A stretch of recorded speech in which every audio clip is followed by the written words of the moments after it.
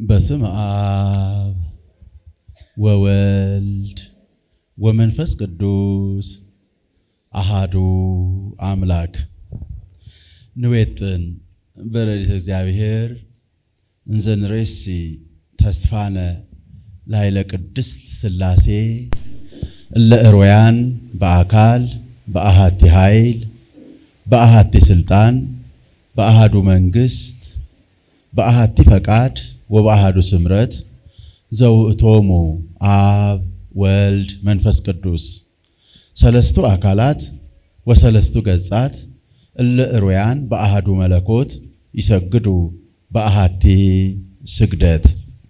ከአርያም በላይ ቁመቱ ከበርባኖስ በታች መሰረቱ ከአድማስ እስከ አድማስ ስፋቱ ተብሎ በማይነገር በማይመረመር መለኮታዊ አንድነት አካላዊ ስማዊ ግብራዊ ሶስትነት ለሚመለክ ለአብ ለወልድ ለመንፈስ ቅዱስ በማትጠቀለል ሶስትነት በማትከፋፈል አንድነት አንድነቱ ሶስትነቱን በማይጠቀልልበት ሶስትነቱ አንድነቱን በማይከፋፍልበት አንድ ነው ስንል ሶስትነቱን ሳንጠቀልል ሶስት ነው ስንል አንድነቱን ሳንከፋፍል የሚመለክ አብ ወልድ መንፈስ ቅዱስ አንድ አምላክ እንጂ ሶስት አማልክት የማይባል ሥላሴ ለሥላሴ ክብርና ምስጋና ይሁን።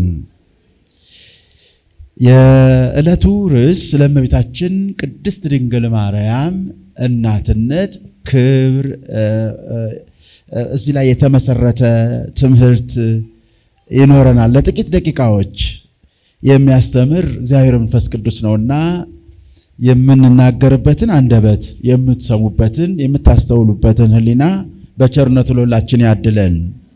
በቅድሚያ የተወደዳችሁ የዚህ ታላቅ መርሃ ግብር አስተናባሪዎች፣ መሪዎች በተለያየ ክፍላት ሆናችሁ የወጣቱን ክፍል ለማገልገል የእድሜያችሁን አስራት ሳይሆን ብዙ ጊዜያችሁን መስዋዕት በማድረግ የምትተጉ ወንድሞች፣ በዚህም ይህ ጥሪ የቤተክርስቲያን ጥሪ እንደሆነ አምናችሁ የመንፈስ ቅዱስ ኃይል የመንፈስ ቅዱስ ቃል የመንፈስ ቅዱስም ጥሪ እንደሆነ በልባችሁ ተሰምቷችሁ ጥሪውን አክብራችሁ የተገኛችሁ፣ በተለይ ደግሞ ዛሬ ዝናቡ ትንሽ ከበድ ያለ ቀን ነውና ዝናቡ ምክንያት ያልሆናችሁ እርጥበት አለ፣ ቅዝቃዜ አለ፣ የተለያዩ የማይመቹ ሁኔታዎች አሉ። እነዚህን ሁኔታዎች ለመቅረት እናንተን ለማስቀረት ያልቻሉ ናቸውና ከዚህ በላይ ሆናችሁ ፍቅራችሁን መታመናችሁን እምነታችሁን ለማሳየት እንደተከፈለ ዋጋ ስለሚታይ እናንተም ጭምር ይህንን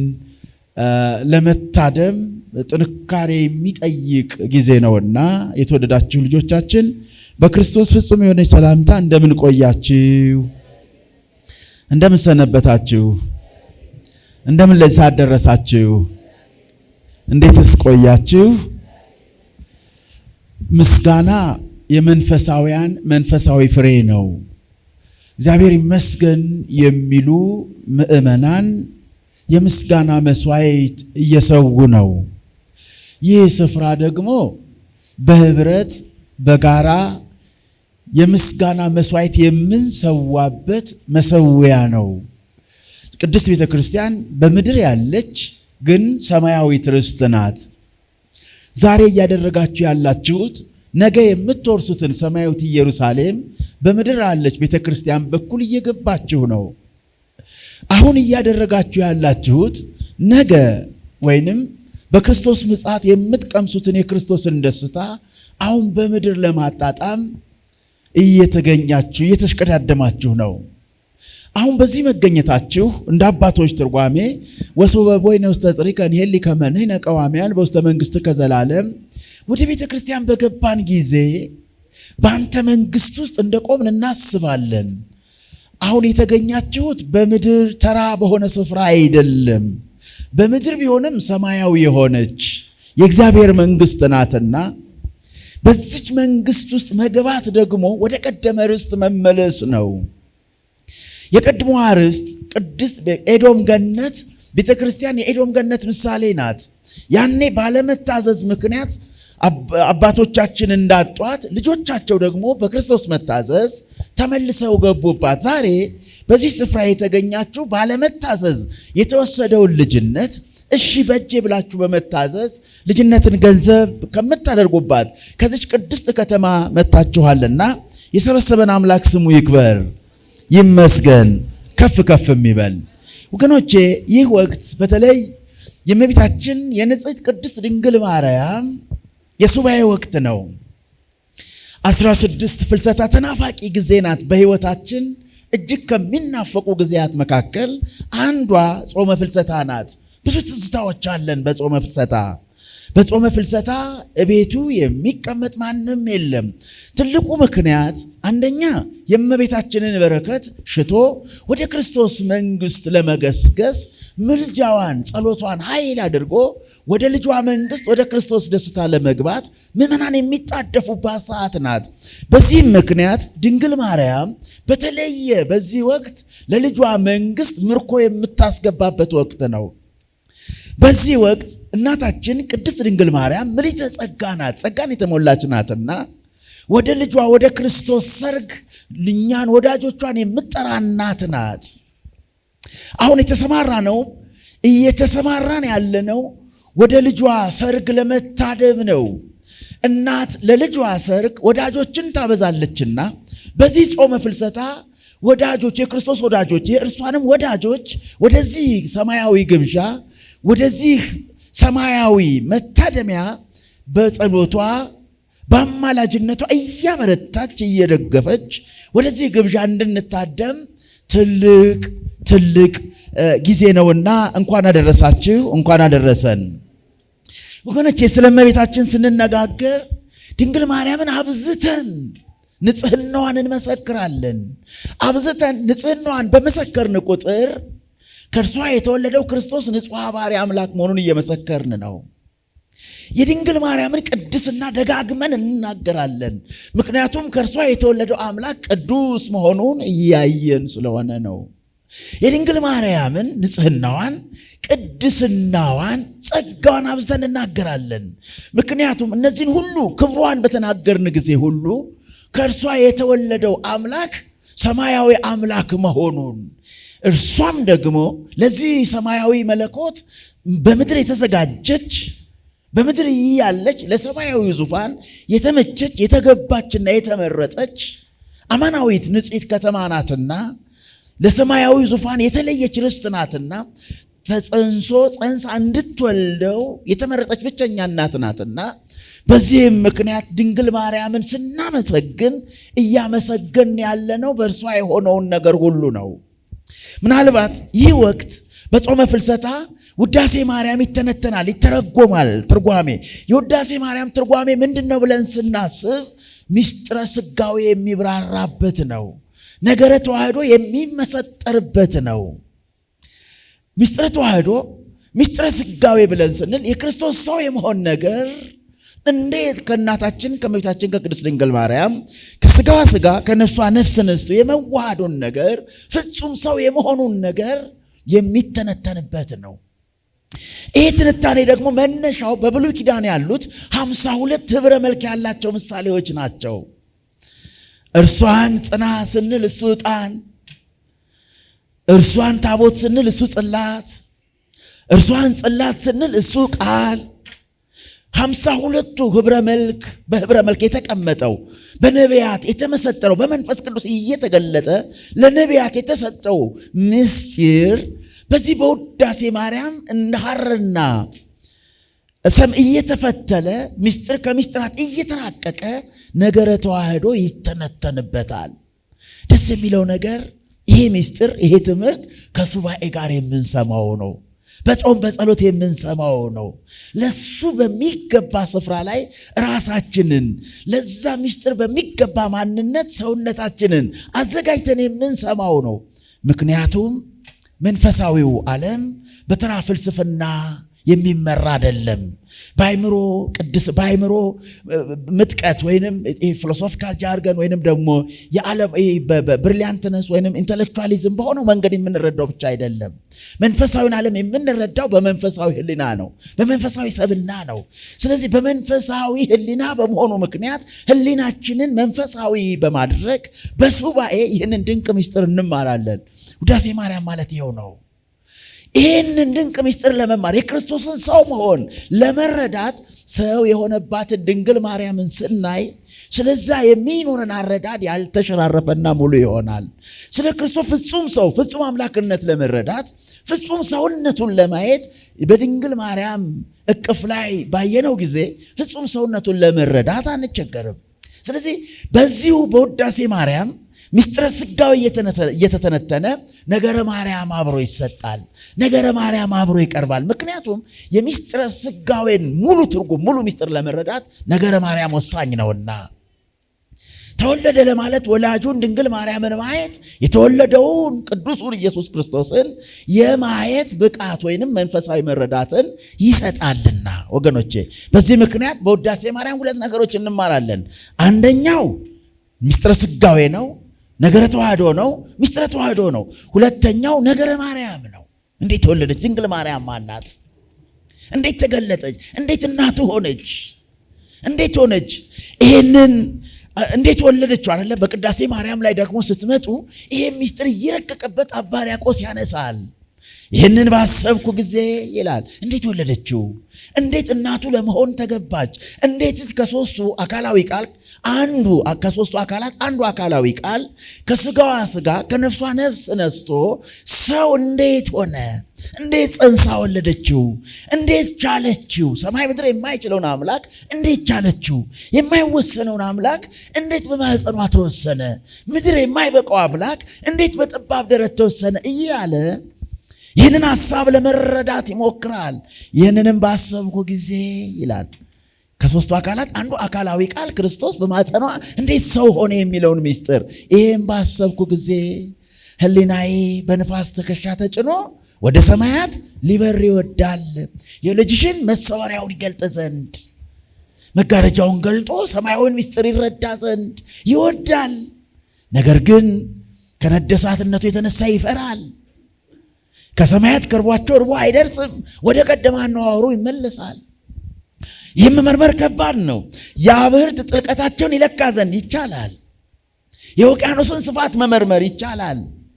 የውቅያኖስን ፈጣሪ የአብህርትን ፈጣሪ እሱን ከሶስቱ አካላት አንዱ አካላዊ ቃል የሆነውን የክርስቶስን ምስጢረ ሥጋዌ ግን በሥጋዊ ሕሊና በመመራመር መረዳት አይቻልም። ጥቂቱን እንኳን እውቀት ሊረዳ አይችልም።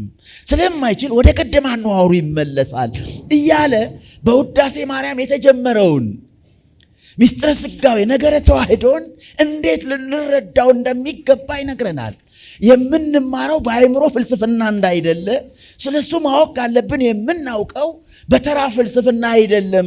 እናማ ካላችሁኝ በመንፈሳዊ መሰጠት ነው፣ በመንፈስ ቅዱስ በመነካት ነው፣ በምስጢራዊ ጉዞ አንድነት በመኖር ነው። እግዚአብሔርን ለማግኘት በምናደርገው መንፈሳዊ ጉዞ ውስጥ እርሱን እናየዋለን፣ እሱን እንረዳዋለን። እንዴት ካላችሁ ነቢያት ይላል ቅዳሴው መጨረሻ ላይ ልባቸውን ንጹሕ በማድረግ ማንን አይተውታልና ከእግዚአብሔር ጋር ምን ብለዋል?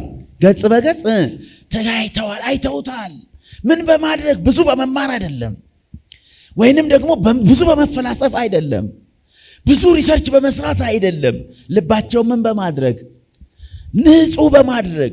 የመጀመሪያው ይሄንን ሰማያዊ ምስጢር የምንረዳበት መንገድ የልብ ንጽሕና ነው ይላል። እናም የሱባኤው መሰረታዊ ዓላማ ንጹሕ ልብን ገንዘብ ለማድረግ ነው። ምክንያቱም ያለ ንጹሕ ልብ ሰማያዊውን ምስጢር መስማት ይከብዳል። ልባችሁን ማንጻት ካልጀመራችሁ ማስቀደስ እንደ ዳገት እንደ ሽቅበት ይከብዳል። ቆሞ መጸለይ፣ ለተወሰነ ሰዓት ቆሞ መጸለይ እጅግ በጣም አድካሚና አሰልቺ ይሆናል። ምክንያቱም መንፈስ ቅዱስ ባላበረታው ሰውነት ውስጥ መንፈሳዊነት ቦታ በሌለው ልቡና ውስጥ ስለምናወራው ስለምንናገረው ስለምንፈልገው ሰማያዊ ህይወት ወይም ሰማያዊ ምስጢር ለመረዳት አስቸጋሪ ስለሚሆን ማለት ነው። ስለዚህ የልብ ንጽህና ወሳኝ ነው። እስቲ አንድ ጥያቄ ልጠይቃችሁ። ይሄው ከተነሳ አይቀር እግዚአብሔር እኛን በምን የሚያውቀን ይመስላችኋል? በዘራችሁ፣ በቋንቋችሁ፣ በመልካችሁ፣ በትምህርት ደረጃችሁ? እኔ ደግሞ ቆሞስ በመቀደም የተደረደሩት የትምህርት ብዛት በሱ አያውቀኝም፣ በሱ አያውቀኝም። ወይ ባለበስኩት አለባበስም አይመስለኝም። ወይም ቆሞስ ሆኜ በእናንተ ፊት እንደረኛ መቆሜ በሱ ፊት ከበግ የተሻለ ስፍራ አይኖረውም። እናንተ ፊት አባት መሆኔ በሱ ፊት ከልጅነት የተሻለ ስፍራ አይኖረውም። በእናንተ ፊት እንደ አባት መሆኔ በሱ ፊት ከልጅ ያለፈ ማይረግ የለውም። ስለዚህ እግዚአብሔር በምን የሚያውቀን ይመስላችኋል? ሁላችንም በአንድ ነገር ያውቀናል። በምን ካላችሁኝ፣ በልባችን ያውቀናል። በምናችን ያውቀናል? በምናችን ያውቀናል። ስለዚህ ነቢያት ልባቸውን ንጹህ በማድረግ ማንን አወቁ? እግዚአብሔርን ማወቂያው መንገድ፣ እግዚአብሔርም እኛን የሚያውቅበት እኛም እግዚአብሔርን የምናውቅበት የመጀመሪያው መንገድ ልብን ንጹህ ማድረግ ነው። ሱባኤው ልብን ለማንጻት ነው። ልብ ላይ እንደ ዝገት አሊያም በተለያየ የስጋዊ ሳቤ አስተሳሰብ የተከመረውን የቆሻሻ ክምር ለማቃጠል ነው። ያ በልባችን የተሰጠን ልጅነት ጎልቶ ሰማያዊውን ምስጢር ለማድመጥ እንዲችል፣ ለመሸከም ለማወቅ እንዲችል የንስሐው የመጀመሪያ የሱባኤው የመጀመሪያ አስፈላጊነት ንጹህ ልብን ገንዘብ ለማድረግ ነው። ወገኖቼ ልብ በሉ። ሰይጣንን ልታሸንፉ የምትችሉት በተማራችሁበት ልክ አይደለም። የተማራችሁትን ትምህርት በእውቀት የተማራችሁትን የምታውቁትን እውቀት በህይወት መግለጽ ስትችሉ ነው። ምክንያቱም የጥቅስ ብዛት ከሆነ ሰይጣንም ይጠቅሳል አይደለ? በጥቅስ ብዛት ከሆነ እንደውም ሰይጣን የሚጠቅሰው ባለቤቱ ፊት ነው። አይመስለኝም። ጾማችን ብቻውም ድል አይነሳም። ምክንያቱም ሰይጣን ከናካቴው አይበላም። ሌሊት ሙሉ ቆመን መዘመራችን ብቻውን አይበቃም። ምክንያቱም ሰይጣን ከናካቴው አይተኛም። የለም እኔ በእምነቴ ጀግና ነኝ እንዳትሉ፣ ሰይጣን ስም እግዚአብሔር ሲጠራ ይንቀጠቀጥማል ብሎ ያዕቆብ ይነግረናል። እኔና እናንተ ስም እግዚአብሔር ስንሰማ እንንቀጠቀጣለን ወይ? መንቀጥቀጡ ቀርቶ ሚካኤልን ገብርኤልን በውሸት አንልም ወይ? ስም እግዚአብሔርን በሐሰት አንጠራም ወይ? ስም እግዚአብሔርን በሐሰት ከጠራን ሰይጣን ያደረገው ጥቅስ አለማወቁ አይደለም። ሰይጣን ያደረገው ሁለት ነገር ነው። የመጀመሪያው ትዕቢት፣ ሁለተኛው ደግሞ ሐሰት ነው። እነዚህ ነገሮች ካሉ ሰይጣንን ድል የምንነሳበት ኃይል የለንም። ስለዚህ ሰይጣንን ድል የምንነሳበት ኃይል እነዚህ ነገሮች በንስሐ አስወግደን ገንዘብ በምናደርገው ንስሐ ልቦና ምክንያት ሰማያዊውን ምስጢር እየሰማን ከስጋዊ ፈቃድ እየራቅ ዲያብሎስን ድል እየነሳ እንመጣለን። ለዚህ አንዱ መንገድ ሱባኤ ነው። በድጋሚ እንኳን አደረሳችሁ። እግዚአብሔርን አመስግኑ ሁላችሁም። ወገኖቼ በምትኖረን ጥቂት ደቂቃ ስለ እመቤታችን እነሆ የተሰጠኝን ርዕስ ከለቀኩ ይቅርታ ይደረግልኝ። እነሆ እናትህ በሚል ርዕስ ለጥቂት ደቂቃዎች የእናትነት ክብሯን እናያለን። እነሆ እናትህ፣ ይህ ቃል ሁላችንም እንደምናውቀው የተጻፈው በዮሐንስ ወንጌል ምዕራፍ 19 ላይ ያለ ቃል ነው። ይህ ቃል ጌታችን መድኃኒታችን ኢየሱስ ክርስቶስ ለቅዱስ ዮሐንስ የተናገረው ቃል ነው። ቃሉ የተመዘገበው በዮሐንስ ወንጌል ምዕራፍ 19 ከቁጥር 26 ጀምሮ የምታገኙት ኃይለ ቃል ነው። እነሆ እናትህ። ልብ በሉ፣ እንዲሁ የተገኘ ቃል አይደለም። ድንግል ማርያም ለሁላችንም እናት ናት አይደል? እናታችን ናት። ግን እኛስ ልጆቿ ለመባል ይገባናል ወይ? እስኪ ጥቂት ነገር እንይና ይህንን ሐሳብ ባጭሩ ለመጠቅለል እንሞክር። እነሆ እናትህ እናቱን ይወደው ለነበረ ደቀ መዝሙር ሰጠው ብለን ስንል እናትን ለማሰጠት ወይንም እናት የሚገባው ሕይወት ነበረው ቅዱስ ዮሐንስ። እንዴት ካልን በፈተና የጸና ነው፣ በክፉ ቀን የጸና ነው፣ በመከራ ቀን የጸና ነው። ቅዱስ ዮሐንስ አዎ ሽልማት ይገባዋል። ታስቡ ከሆነ በተለይ በዕለተ ዓርብ ሐሰተኞች በመብዛታቸው ምክንያት ቀኑ ጨልሞ ነበር። ሐሰተኞች ሲበዙ ቀን ይጨልማል። እውነት በተገፋ ቁጥር ቀን ይጨልማል። ዕለተ ዓርብ ቀኑ የጨለመበት ነው። ምክንያቱም እውነት ተገፍቶ ሐሰት የነገሰበት በመሆኑ እውነትን ለመግፋት ብዙዎች የተስማሙበት ዕለት፣ ሐሰትን የጋራ ዓላማ አድርገው በሐሰት ሁሉም የተባበሩበት ዕለት ነውና ቀኑ ጨለሟል። በዛ ጨለማ ቀን ሐዋርያት ሳይቀሩ ከክርስቶስ ጋር መጽናት ከብዷቸው ነበር። እና ቅዱስ ጴጥሮስን ስታዩዋቸው እጅግ በሚያስደንቅ ፍርሃት አብረው የሉም። ሌሎቹም ሐዋርያት የተለያየ ምክንያት እያቀረቡ የሉም። በዛን ሰዓት የነበረ አንድ ሐዋርያ እናቱ ድንግል ማርያም የልጇን መከራ እንዳታይ የተመደቡ ጠባቂዎች ከሩቅ ይከለክሏታል። ምክንያቱም የመረረ ለቅሶዋን አይሁድ በተመለከቱ ጊዜ ልጇን እንዳንሰቅለው ተጽዕኖ ያሳድሩብናል የሚል ፍርሃት በአይሁዳውያን ልቦና ስለነበር በሩቁ እንዲይዟት ተከልክላ ነበር። የልጇን ጮት ለመስማት አልተፈቀደላትም። ወገኖች አልተፈቀደላት። በዚህ ሰዓት ሐዋርያት ሁላቸውም ጠፍተዋል። ድንግል ማርያም በሩቁ ነው ያለችው። በተለይ 4ኛው ምዕራፍ ላይ 14ቱን የቀራንዮ ወይንም ከተገረፈበት እስከ ተሰቀለበት ድረስ በሚጓዙ በመስቀል ተሸክሞ በተጓዘባቸው 14ቱ ምዕራፎች 4ኛው ላይ ሲደርስ ከፊት ምን ያንቀረፍፍሃል ይልና ይጎትተዋል በገመድ። ከኋላ ያለው ምን ያስቸኩልሃል ብሎ ይስበዋል። ከራሱ ላይ የሾክ ዘውድ ተገውንጉኖ ተቀምጧል። ግን ዘውዱ የልባቸውን ክፋት አላረካ ስላላቸው በዘውዱ ላይ ደግሞ 72 ምስማሮች ችንካሮች ጨምረውበታል። በዛ ላይ መስቀል ተሸክሟል። የተገረፈውን ግርፋት አስቡት። ሰውነቱ ተበጣጥሶ እጅ እስከሚወጣ ድረስ ደሙ ተንጠፍጥፎ አልቆ በዛ ላይ እርጥብ መስቀል ተሸክሞ እየሄደ ሳለ 4ኛው ምዕራፍ ላይ ሲደርስ የፊተኛው ሲጎትተው የኋለኛው ሲስበው በኋላ ስቦ ሲለቀው በፊቱ ድፍት አለ መስቀል እንደተሸከመ። ቀና ሲል እናቱን ድንግል ማርያምን በሩቁ አያት። እንዴት ነበረ? ልጄ ኃጢአቱ ምንድነው? ያደረገው ነገር ምንድነው? የነቢያት ያለ ትንቢታችሁ ወዴት ነው? አብራችሁ የነበራችሁ ከዋለበት እየዋላችሁ ካደረበት እያደራችሁ ደቀ መዛሙርት ነን ያላችሁ ወዴት አላችሁ? ልጄ መገረፉ ሳያንስ እርጥብ መስቀል ተሸክሞ በዚህ ስቃይ እንዲያልፍ የተፈረደበት በምን ኃጢአቱ ነው? እረ በደሉ ምንድነው? የዳኛ ያለህ፣ እረ የእውነት ያለህ፣ እረ የፍርድ ያለህ፣ እረ የፍትህ ያለህ ትላለች ብቻዋን። ድጋፊ የለም። የልጇን ሐዘን እንድትካፈል አልተፈቀደላትም። በልጇ በላዩ ያለፈው ጅራፍ በእርሷ ውስጥ ደግሞ የሐዘን ሰይፍ ሆኖ ውስጧን እየቆራረጠው ነው። በዚህ ጊዜ የሚደግፋት ሐዋርያም አልነበረም። ግን አንድ ተገኘ። እሱም ዮሐንስ። የዮሐንስን ድፍረት አስቡት። አይሁድ የመጨረሻ በሚመስል መልኩ ጨክነዋል። ግን ሐዋርያ የነበረ ቅዱስ ጴጥሮስን አነጻጽሩት። ቅዱስ ጴጥሮስ ገና ማታውኑ 3 ጊዜ ክዷል።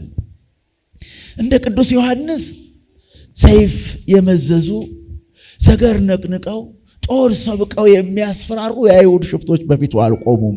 ግን አንድ ነገር፣ እሱ ምንድነው? በሌሊት ጨለማ ውስጥ አንድ የቤት አገልጋይ በዛን ዘመን በዛ አስተሳሰብ ቦታ የማይሰጣት የማታስደነግጥ የማታስፈራ ለማስፈራት አቅም በወቅቱ አስተሳሰብ የመጨረሻ ቦታ የተቀመጠች ብዙም ክብር የማይሰጣት ክብር የተነፈጋት አንዲት የቤት አገልጋይ በቅዱስ ጴጥሮስ ፊት ቆማለች። የቅዱስ ዮሐንስ ፊት ያሉትን የአይሁድ አጃግሬዎች፣ ወታደሮች፣ ጨካኝ ሽፍታዎች ይዋቸውና በቅዱስ ጴጥሮስ ፊት የቆመችውን ያችን የቤት አገልጋይ ተመልከቷት። ግን ቅዱስ ጴጥሮስ መረጋጋት አልቻለም። መጽናት አልቻለም። ፍርሃት አሸንፎታል። በሴቲቱ ፊት ቆሞ እውነት የመናገር አቅም አጥቷል። ሞገሱ ተገፏል። ክብሩን ጥሏል። ለምን ካላችሁኝ ቅዱስ ጴጥሮስ ዶሮ እስከሚጮህ 3 ጊዜ ትክደኛለህ ባለው ጊዜ ምን ብሎ ነበረ? እነዚህ ሁሉ ቢክዱ እኔ ምን አልልም። እነዚህ ሁሉ ቢሰናከሉ እኔ ምን አልሰናከልም። 2 ጥፋት ፈጽሞ ነበር። የመጀመሪያው ተመጻደቀ። እነዚህ ሁሉ ቢክዱን ያልክድም የሚለው። ሁለተኛ አበርታኝ አላለም። በራሱ ተመክቷል። እኔ አልክድም አለ።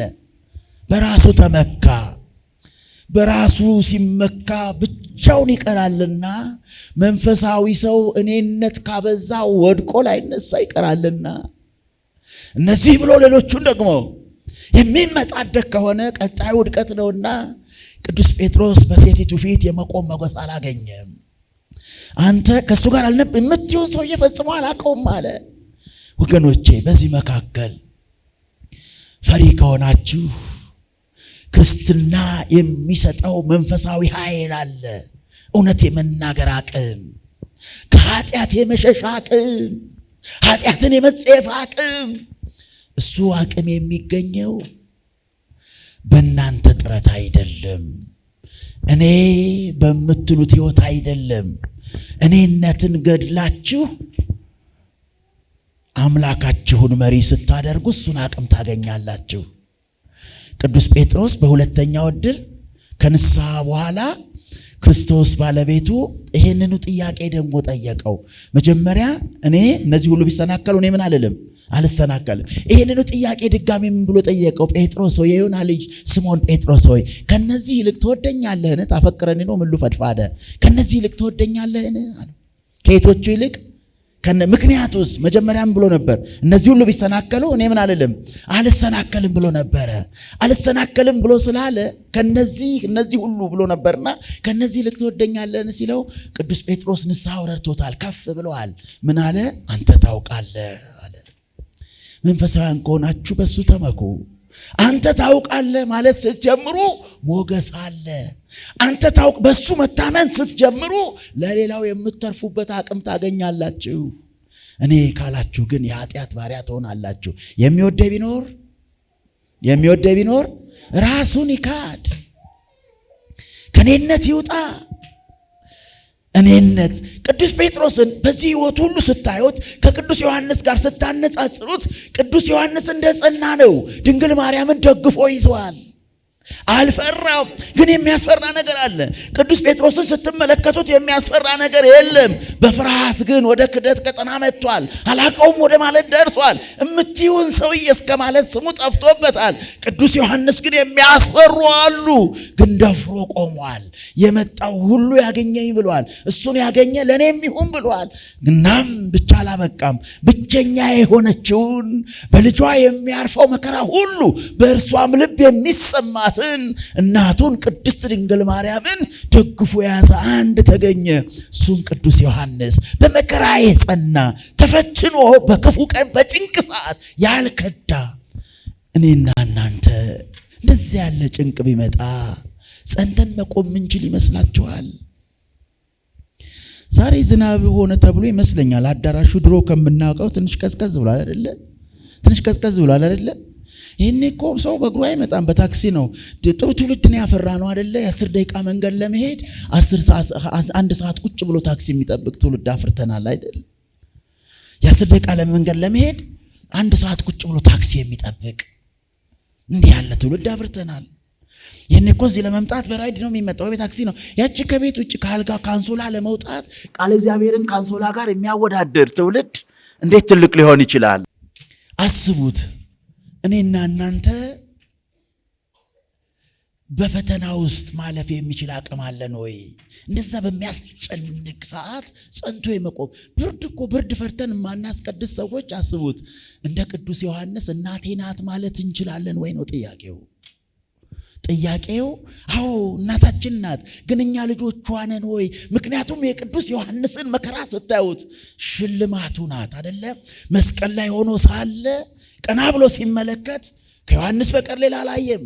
ዮሐንስ ጽናት ያስደንቃል፣ ሽልማትም ይገባዋል። የድንግል ማርያም መከራ ያሰቅቃል። በልጇ የሆነው ሁሉ በእርሷም ልብ ስሜቱ አልፎ ገዝፎ በልቧ ተስተናግዷል።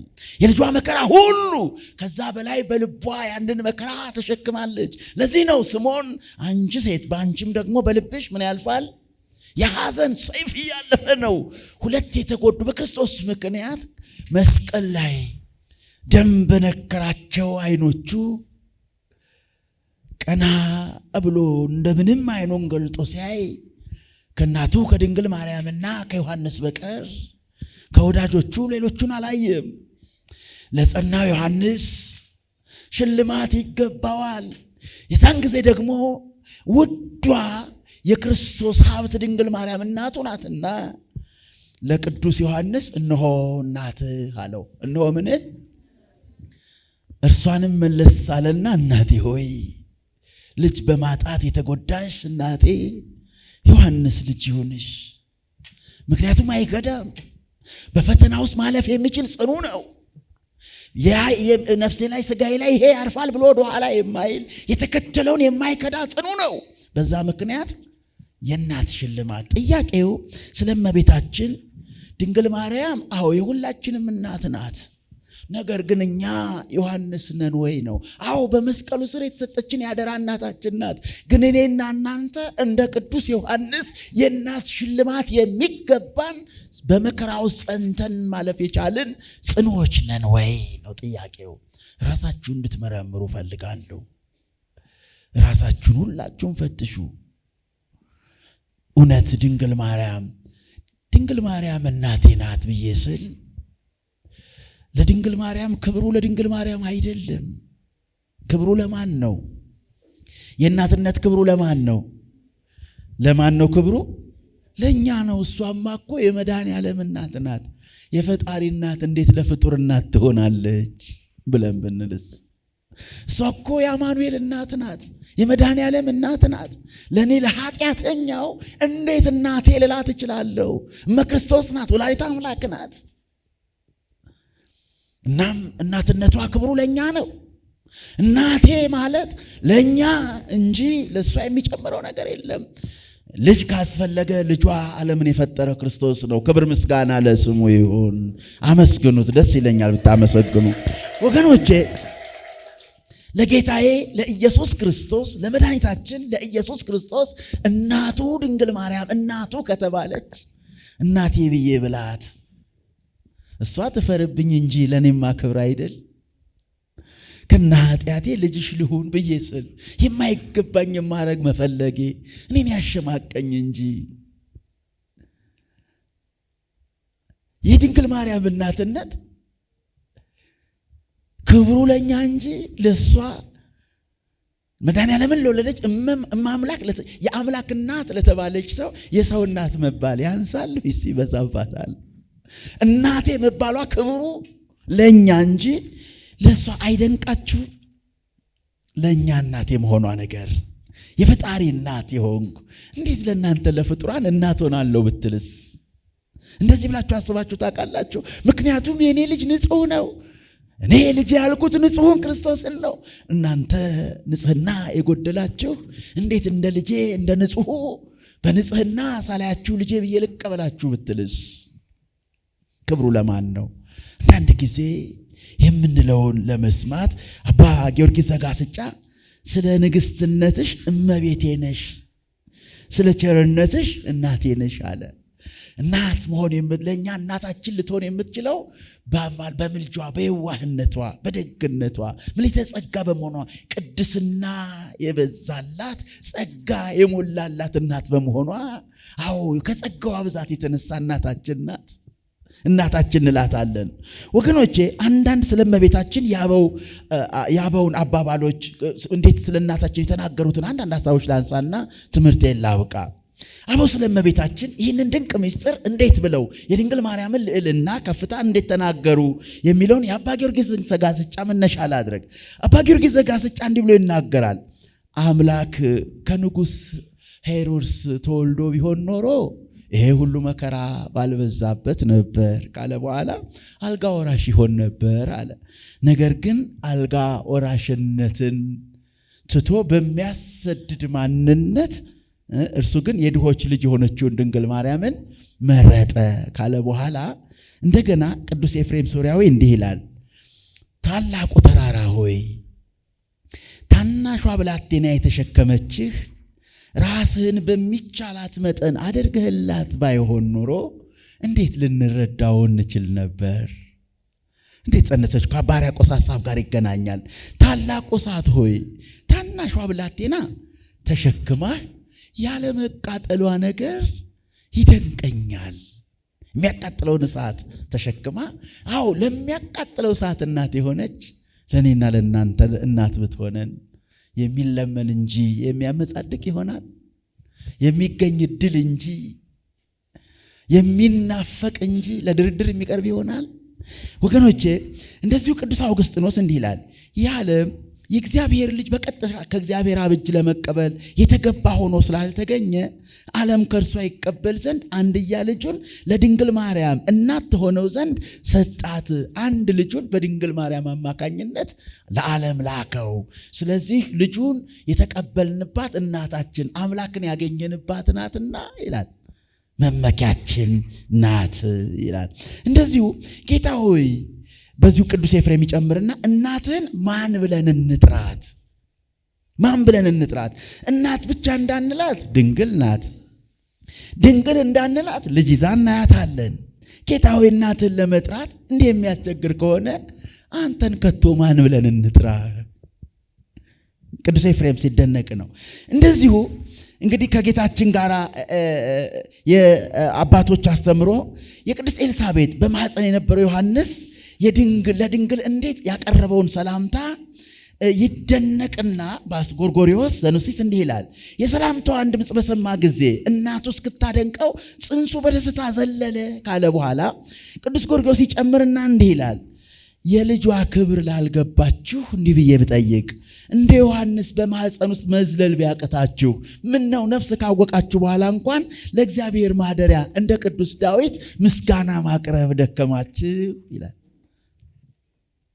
በተለይ በአራተኛው መቶ ክፍለ ዘመን የነበሩ ሊቃውንት ስለ ድንግል ማርያም በስፋት ጽፈዋል። በተለይ ነገረ ማርያም ክብሯን ልዕልናዋን በስፋት ጽፈዋል።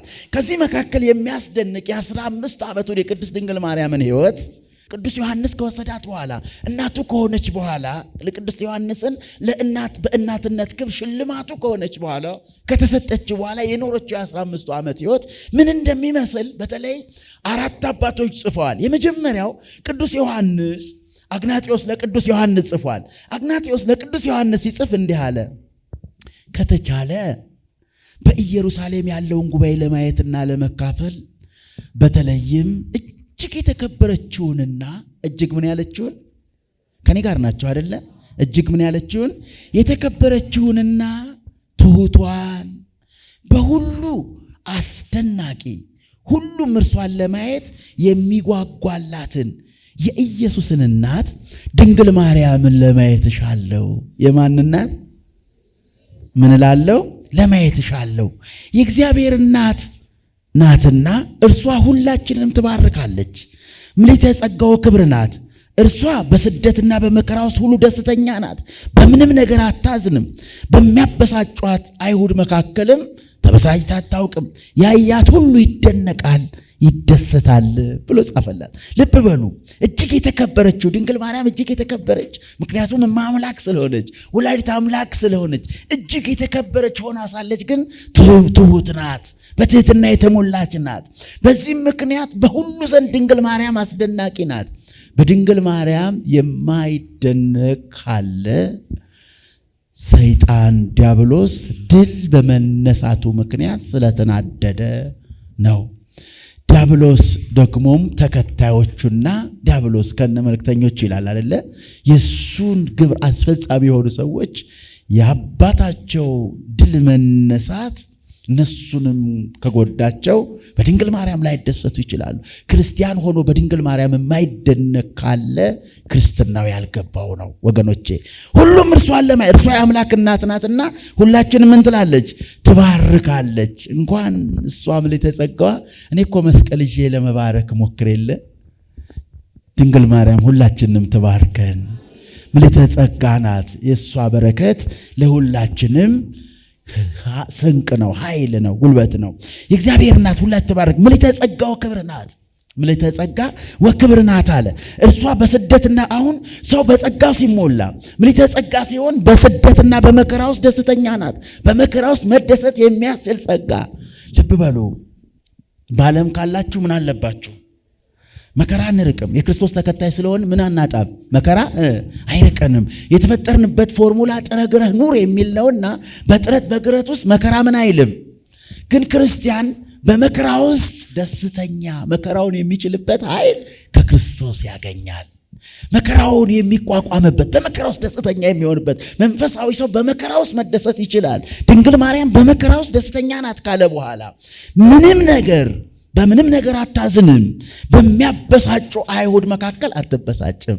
የመንፈሳዊ ከፍታ አንዱ መገለጫ አለመበሳጨት። ድንግል ማርያም ልጇን በልጇ ብዙ የሚናገሩ ብዙ ነገረኞች ብዙ ተናጋሪዎች ባሉበት መካከል ድንግል ማርያም ግን አትበሳጭም።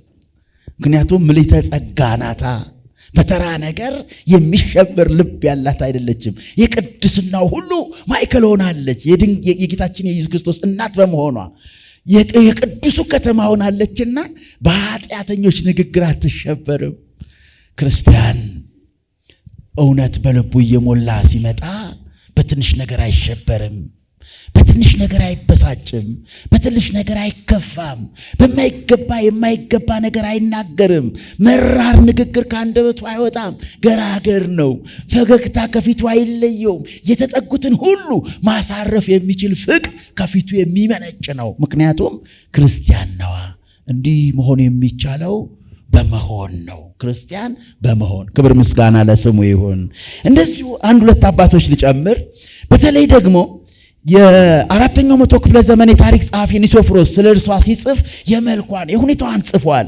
መካከለኛ ቁመት፣ ጸጉሯ ወርቃማ፣ አይኗ እንደ ወይራ ዘይት ብርሃን የሚፈነጥቅ፣ የአይን ቅንድቧ ጠንካራና እጅግ ውብ የሆነ ጥቁር፣ የአንደበቷ ለዛም እጅግ ጣፋጭ ነው። የንግግሯ ቃና ጣፋጭ ነው። ጣቶቿና መዳፎቿ ውቦች ናቸው። ስትናገር ተራ ንግግር አትናገርም ማለት ስትናገር ምን አትልም? ተራ ንግግር ምን አትልም? አትናገርም። ጥያቄው እኔና እናንተ የድንግል ማርያም ልጆች ነን ወይ ነው? ከሆነን የሚጠበቅብን አንድ ነገር አለ። ምንድነው? ተራ ንግግር አነጋገር። እቤታችሁ ይቅርታ አድርጉልኝና እናታችሁን እንዴት ነው የምታናግሩት? እናንተ ሰንበት ተማሪዎች ናችሁ። እናንተ ለዚህ ወንጌል የተጠራችሁ ናችሁ። እናንተ ከዓለም የባከነውን ነፍሳት እየማረካችሁ እየነጠቃችሁ እንድታመጡ የተመረጣችሁ ናችሁ። ግን እውነት ምርጥ ናችሁ? እስኪ አንድ ጥያቄ ልጠይቅ። ታናሻችሁን እንዴት ነው የምታዩት? እናት አባታችሁን እንዴት ነው የምታወሩት? ነው ወይስ ቲክቶኩ ፌስቡኩ ማናቀው ወጀንብር ውስጥ ከቶን ይሆን? እኛ ማነን? የድንግል ማርያም ልጆች ከሆንን ለእናት ለአባቶቻችሁ የማይገባ ተራ ንግግር አትናገሩም። እናት አባታችሁን ክብር ያልመጠነ ንግግር አትናገሩም። አይደለም ለእናት የትም ቦታ ላይ ብትሆኑ ያልተገባ ማንነትን ሊያስመዝን የሚችል ንግግር አትናገሩም። እውነት የድንግል ማርያም ልጆች ከሆናችሁ የት ነህ ስትባል እዚህ ነኝ ለማለት የምታፍርበት ቦታ አትገኝም። እኔና እናንተ እውነት የድንግል ማርያም ልጆች ነን ወይ? ስትናገር ተራ ንግግር አትናገርም፣ አትበሳጭም። እናታችሁ የሆነ ጥያቄ ስትጠይቃችሁ መልሳችሁ እንዴት ነው? የሆነ ነገር ስታጡት ብስጭት የሚያበሳጭ ዛሬ ከነጋ ከቤት እዚህ እስከምትመጡ ስንት ጊዜ ተበሳጫችሁ? ስንት ጊዜ ተናደዳችሁ? ስንት ጊዜ ተከፋችሁ? ይሄ ደጋግሞ ወደ እናንተ የሚመጣ ከሆነ መንፈሳዊ ኃይላችሁ እያነሰ መጥቷል ማለት ነው።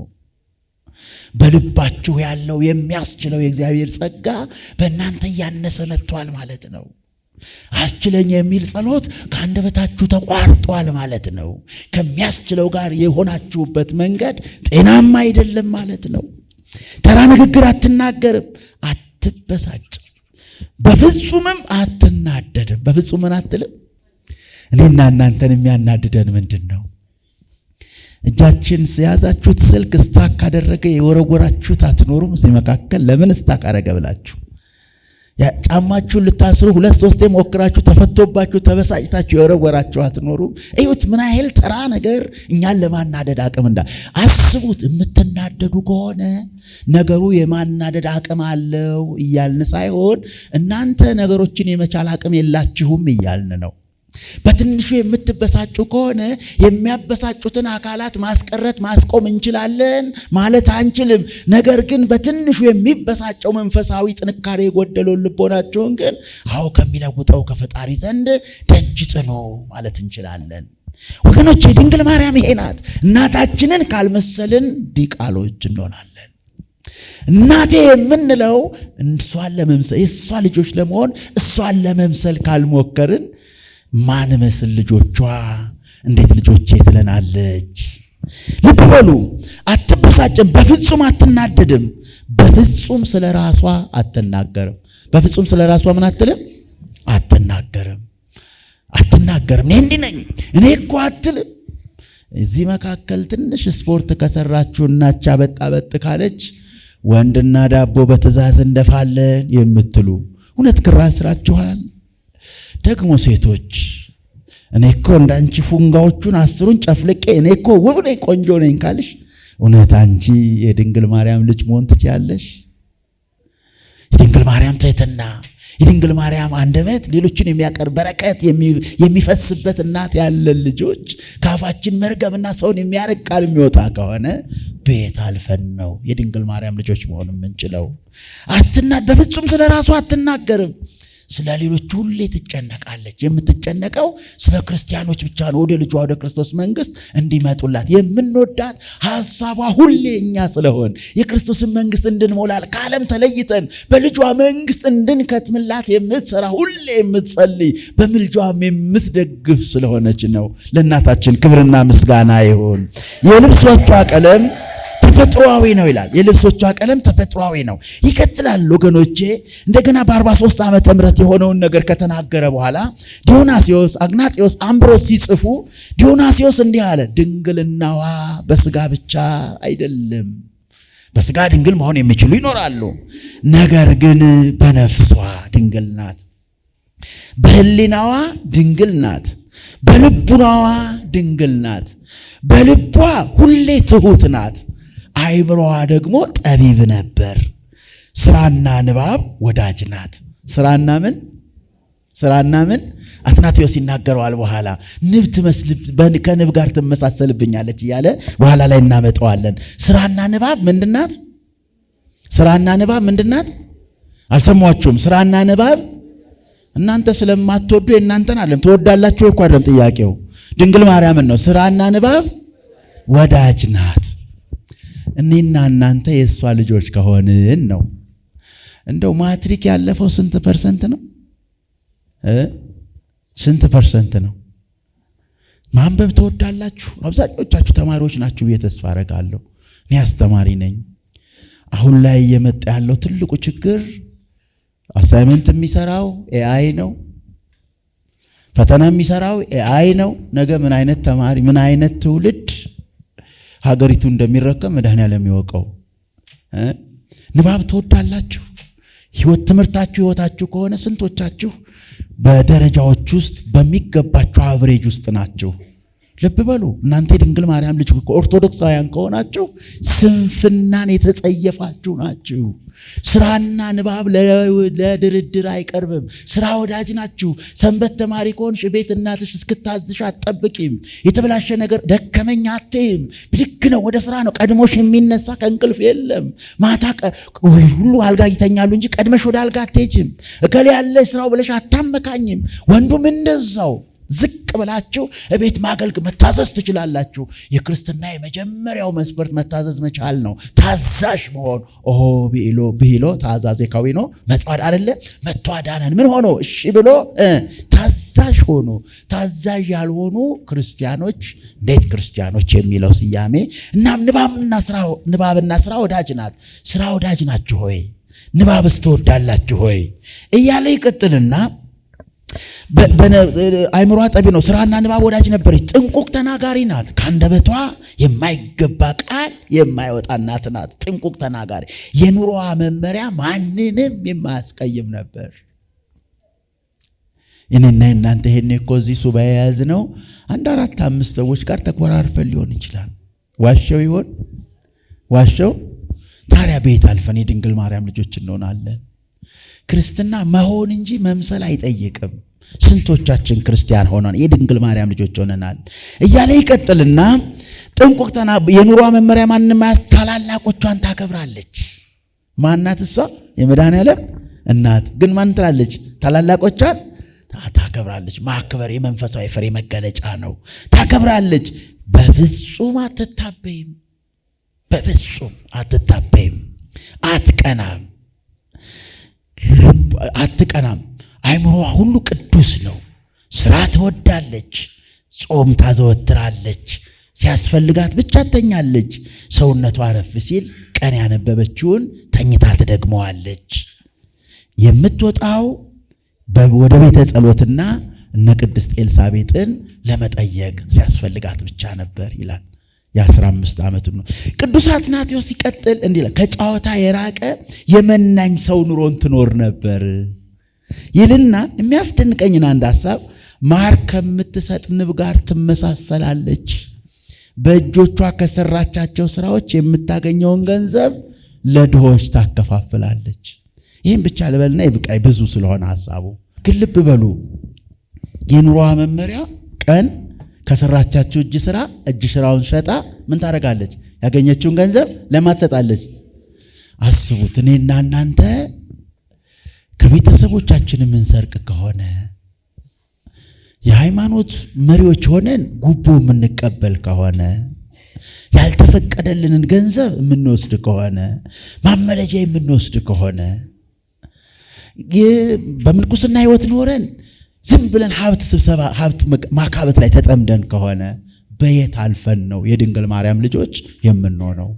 እናንተም ሰንበት ተማሪዎች ሆናችሁ ቀን ሙሉ ፌስቡክ ላይ ተጠምዳችሁ ስትሳደቡ የምትሉ ከሆነ ሐሜት፣ አሉባልታ በፌስቡክ ስንሸጥ ስንገዛ የምንውል ከሆነ በምን ታምር ነው የድንግል ማርያም ልጆች መሆን የምንችለው? ይሄንን እዚህ ጋር ላብቃና ሉተር ያለውን ሐሳብ ልጨምርና ላብቃ። There can be no doubt that the Virgin Mary is in heaven. How it happened we don't know. ምን ማለቱ ነው?